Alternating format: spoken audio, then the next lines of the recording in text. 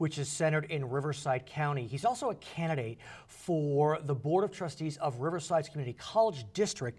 And I want to speak with you about that first before we talk about K-12. Thank you. You may have heard that the Community College District statewide, you know, the big kahuna, the one who oversees 112 community colleges, the system is looking at whether California's community colleges should be permitted to grant 4-year degrees.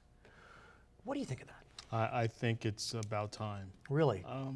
If you look back, the 1960 plan that kind of designed the model of what California's community higher education was supposed to do, I think it was appropriate for that time. But as our economy continues to get worse, and you look at how much it costs to go to a UC or even a Cal State, $1,000, you know, for every year to get your 4-year degree at a community college is exceptional. I think it's got to be very limited to what areas we look at. And let's talk about that, because I know, for example, Michigan recently allowed its system to grant 4-year degrees, but they did limit it to specific areas.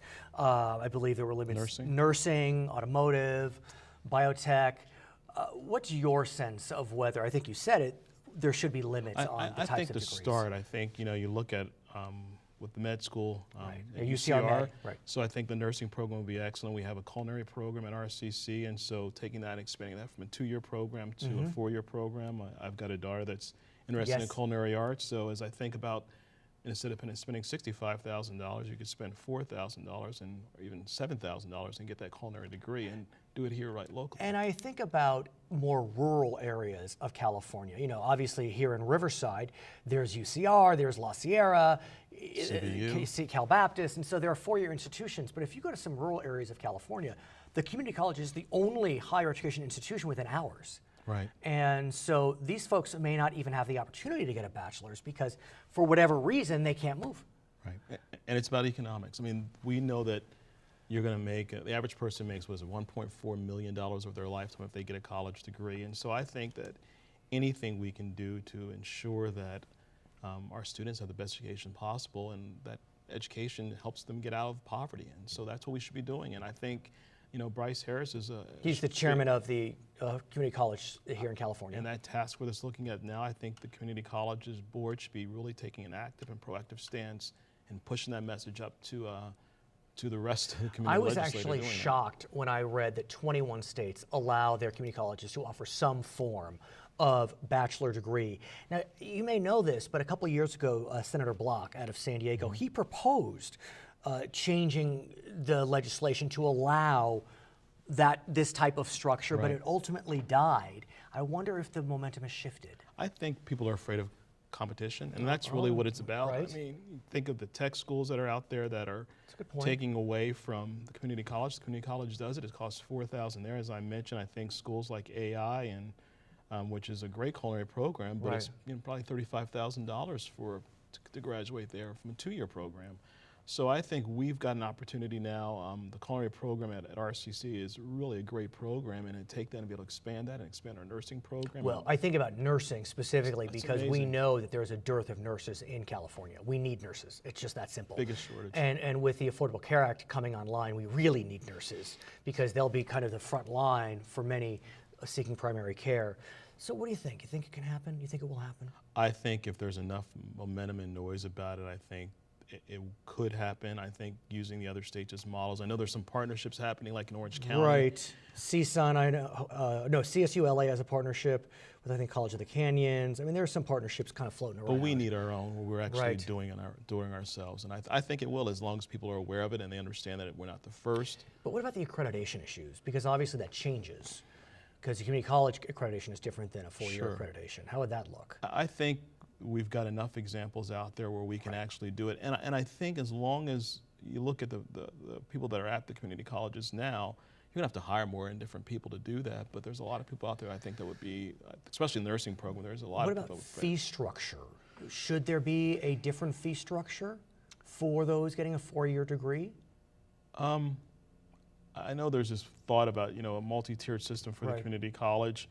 You know, I could see for the 2nd and 3rd year it being maybe half of what you would pay at a Cal State, not the same as for the associate's degree, but I still think it needs to be more affordable than what you would pay at a Cal State. That's ultimately the goal. The point is to try to make it affordable because, you know, even though UC and CSU are less expensive than some of their counterparts in other states, and definitely less expensive than private institutions. It's still $12,000 a year for a UC, and that doesn't include anything else. Room, board. I mean, it's pricey. It's too expensive. Let's go back and talk about K-12. What a difference a year makes. I mean, if we were talking last year, let's say 15, 16 months ago, Prop 30 didn't look like it was going to pass. It has passed. The economy is turning around.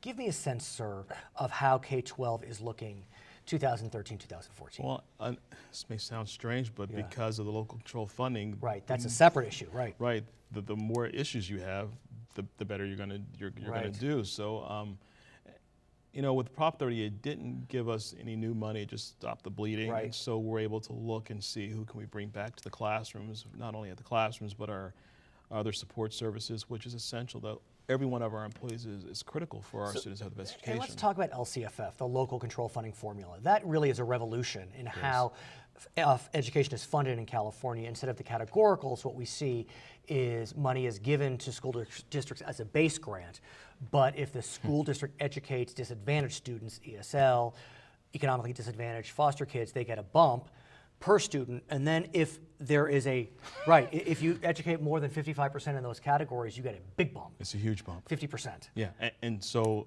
as the kind of was leading, as I said before, we're blessed in one way because now, and we know it's not all about money. Right. Money doesn't solve all our ills, but it does require different resources and support to help those students that fit in those categories. So Alvord does fall into the concentration grant. You do have 55% above. We do, and we're already looking at now, how do we take and move Alvord to the next level? And we're looking at creative programs, we're looking at models that they've done in other areas, but it really is about hiring people and making sure. Well, it's interesting. I'm wondering if there's a counter incentive, because you want that extra money.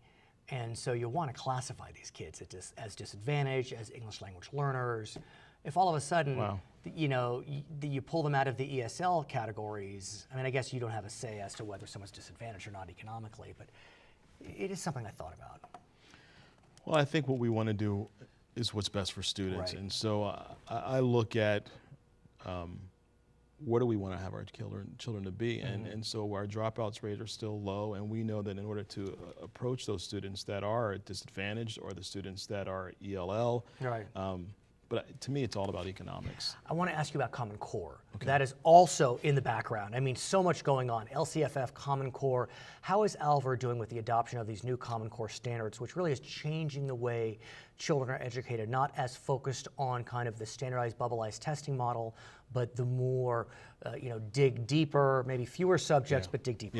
Yeah, not as wide, but going deeper. Right. Our teachers have been wonderful about the process. They have a little concerned about what things are going to look like in the timelines, but we've already started some programs to help provide additional resources for our staffs.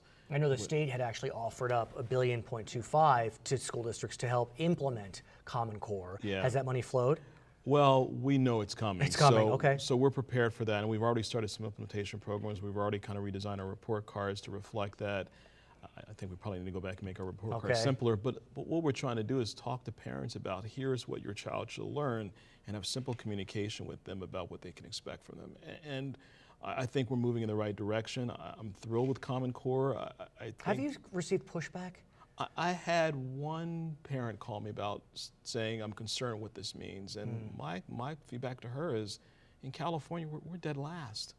Can't get much worse. Yeah, so why can't we do something now to say we want to at least be competitive, not only at our sisters and brothers just across the state, but when your child goes to college, they're competing with people in other states that are doing better than we are. And we think about the tri-state area, New York, New Jersey, Connecticut. I mean, those schools are just off the chart. Unbelievable. They're off the chart. And then we're still competing nationally, too. His name is Ben Johnson. He is the vice president of the Alvord School Board, also a candidate for Riverside Community College District. I'm Brad Pomerance. We thank you so much for watching Charter California Edition.